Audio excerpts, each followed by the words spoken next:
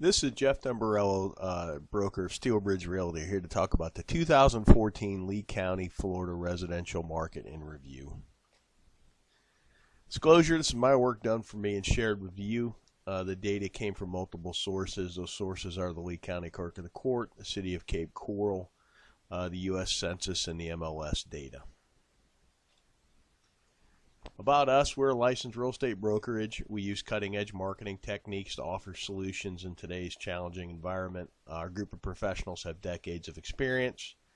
And whether you're buying or selling a home, hire someone like us. We want to earn your business.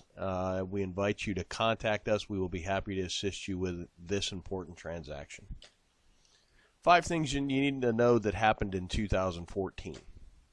Number 1, the distressed market is really an afterthought to everyone but the buyer who waited too long to enter the market and the service providers who made it their entire business model. This is a chart showing the percentages by month of the distressed market, and here lately we're in the 20, all the way from 15 to 21% in 2014. Here's a chart of foreclosures.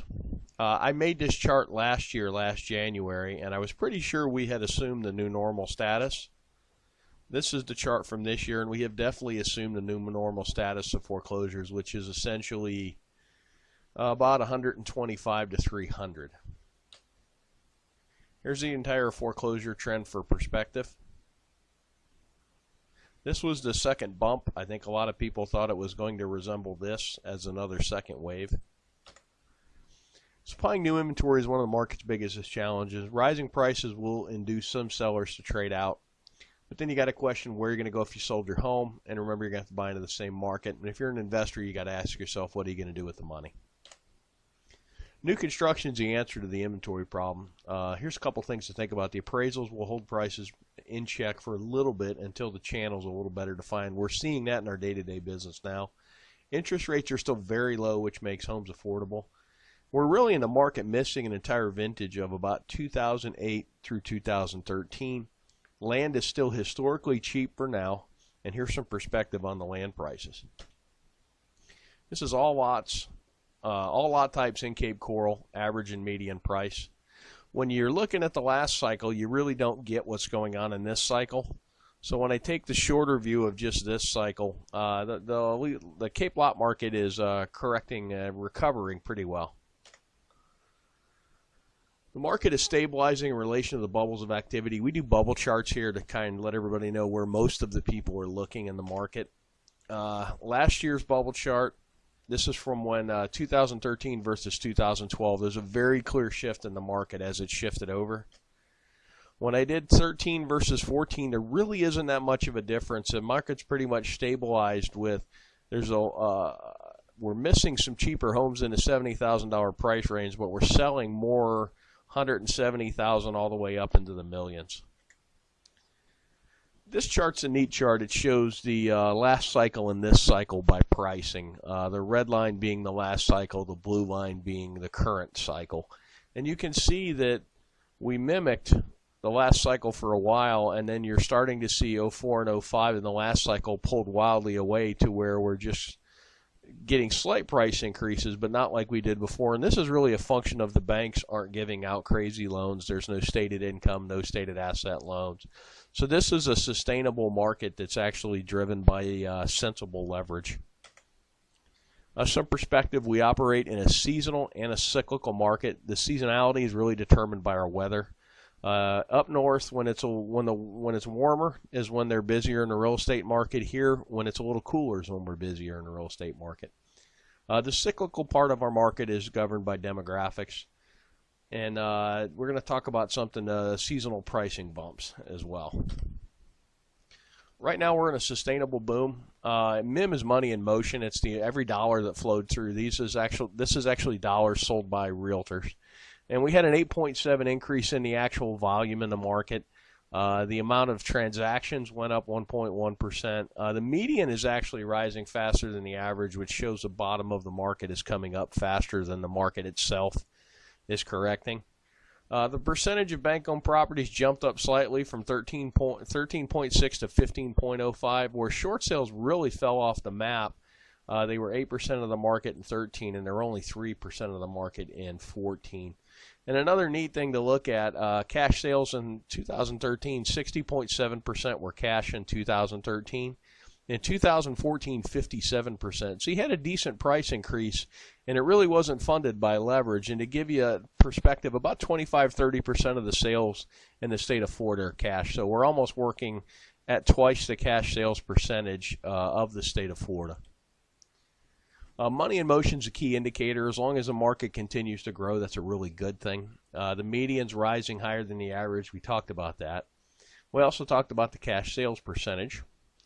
One thing I learned, if you base your business model on short sales, you need to find something else to do. And we're truly in a market where the buyers are paying slightly more for a slightly older and slightly smaller home.